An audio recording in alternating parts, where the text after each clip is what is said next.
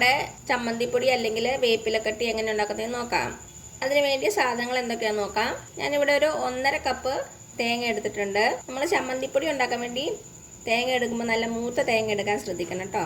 ഇതൊരു വലിയ തേങ്ങയുടെ അരമുറി തേങ്ങയാണ്. പിന്നെ വേണ്ടത് കുറച്ച് കറിവേപ്പില. ഇതൊരു 1/2 കപ്പ് കറിവേപ്പിലയാണ്. പിന്നെ വേണ്ടത് ഒരു 10-15 വറ്റൽമുളക്. മുളക് എടുക്കുന്നത് നിങ്ങളുടെ എരിവിനനുസരിച്ചായിരിക്കണം, കൂട്ടുകയോ കുറയ്ക്കുകയോ ചെയ്യാം. ഇത് വേണമെങ്കിൽ നമുക്ക് കാശ്മീരി ചില്ലി, നമ്മുടെ ഈ എരിവുള്ള മുളകും തമ്മിൽ മിക്സ് ചെയ്ത് വേണമെങ്കിലും അരയ്ക്കാവുന്നതാണ്. അപ്പം കൂടുതൽ കളറും കിട്ടും, എരിവും കുറവായിരിക്കും.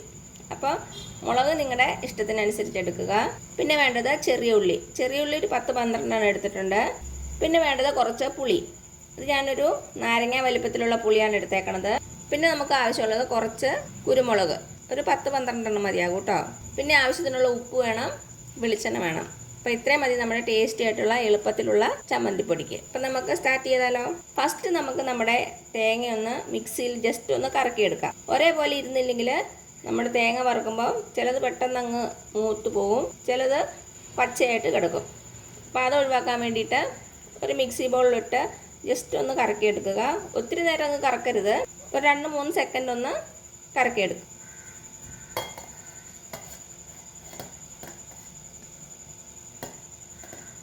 ഞാനിപ്പോൾ ചെറിയ മിക്സി ബൗളാണ് എടുത്തേക്കുന്നത്. ഇതിൽ 2 പ്രാവശ്യമായിട്ട് ഞാനൊന്ന് കറക്കിയെടുത്തിട്ട് വരാവേ. ഇതാ 2 സെക്കൻഡ് ഒന്ന് കറക്കിയെടുത്തതാണ്.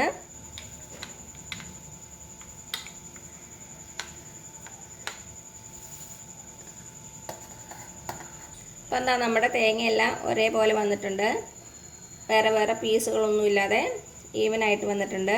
അപ്പോൾ ഇനി നമുക്ക് ചമ്മന്തിപ്പൊടി ഉണ്ടാക്കാൻ തുടങ്ങാം.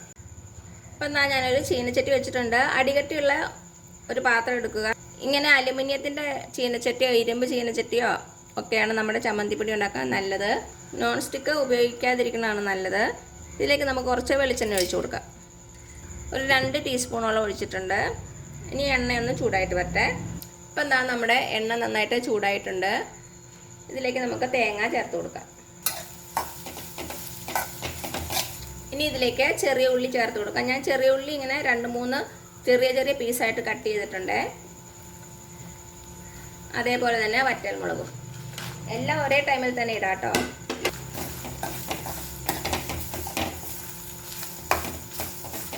ഇത് നമുക്ക് ചെറിയ തീയിൽ വെച്ച് നമ്മുടെ തേങ്ങയും ഉള്ളിയും മുളകും എല്ലാം കൂടി നന്നായിട്ടൊന്ന് റോസ്റ്റ് ചെയ്തെടുക്കണം. തേങ്ങ ഒരു പകുതി മൂപ്പാകുമ്പോൾ നമുക്ക് കറിവേപ്പില ഇട്ട് കൊടുക്കാം. നമ്മൾ എടുത്ത് വെച്ചിരിക്കുന്ന കുരുമുളകും കൂടെ ഈ സമയത്ത് ഇട്ട് കൊടുക്കാം. തേങ്ങ വറുക്കണതിൻ്റെ ഒരു നല്ല സ്മെല്ലൊക്കെ വരുന്നുണ്ട്. തേങ്ങ കുറച്ചൊന്ന് മൂത്തിട്ടുണ്ട്. ഇനി ഇതിലേക്ക് നമുക്ക് നമ്മുടെ കറിവേപ്പില ചേർത്ത് കൊടുക്കാം. ഇനി ഇതെല്ലാം കൂടി ചേർന്ന് നന്നായിട്ടൊന്ന് ബ്രൗൺ കളർ ആവുന്നവരെ വറുത്തെടുക്കുക. എണ്ണ കുറവാണെന്ന് തോന്നുവാണെങ്കിൽ കുറച്ച് ഒഴിച്ച് കൊടുക്കാം കേട്ടോ. ഇപ്പം നമ്മുടെ തേങ്ങ ഒരു ഗോൾഡൻ കളറായിട്ടുണ്ട്. ഇപ്പം നമ്മുടെ തേങ്ങ ഓൾമോസ്റ്റ് റെഡി ആയിട്ടുണ്ട്. ഈ സമയത്ത് നമുക്ക് നമ്മുടെ പുളിയും കൂടെ ഇതിലേക്ക് ചേർത്ത് കൊടുക്കാം. ഇതും കൂടി ഒന്ന് ചെറുതായിട്ട് റോസ്റ്റായിട്ട് വരട്ടെ. ചെറിയ പീസായിട്ട് ഇട്ട് കൊടുക്കണേ. നമ്മളെ പുളിയും കൂടെ ഒന്ന് ചൂടാകട്ടെ.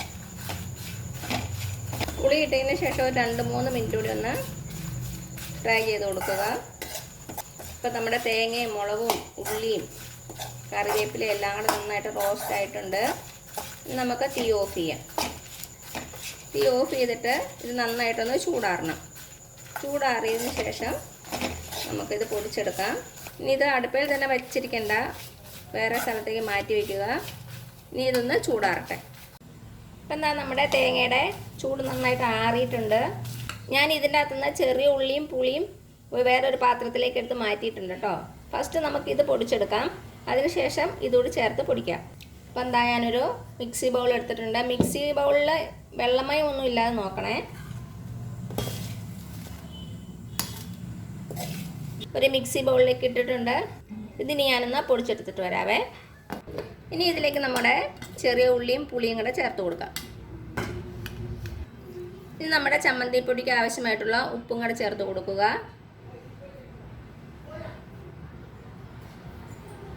ഇനി ഇതെല്ലാം കൂടി ചേർത്ത് നന്നായിട്ടൊന്ന് പൊടിച്ചെടുക്കണം.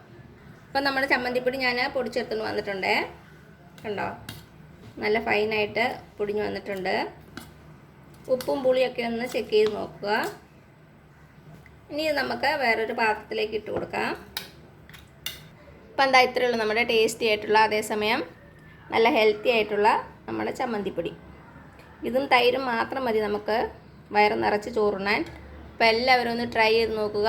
എന്നിട്ട് അഭിപ്രായങ്ങളൊന്നും അറിയിക്കാൻ മറക്കരുത്. അപ്പോൾ ഈ വീഡിയോ ഇഷ്ടമാണെങ്കിൽ ആ താഴെ കാണുന്ന സബ്സ്ക്രൈബ് ബട്ടണിൽ ഒന്ന് പ്രസ് ചെയ്ത് സപ്പോർട്ട് ചെയ്യണേ. അതേപോലെ തന്നെ ലൈക്ക് ചെയ്യാനും ഷെയർ ചെയ്യാനും മറക്കരുത്. അപ്പോൾ ഇനി പുതിയൊരു വീഡിയോ ആയിട്ട് വരുന്നവരേക്കും thank you so much. By.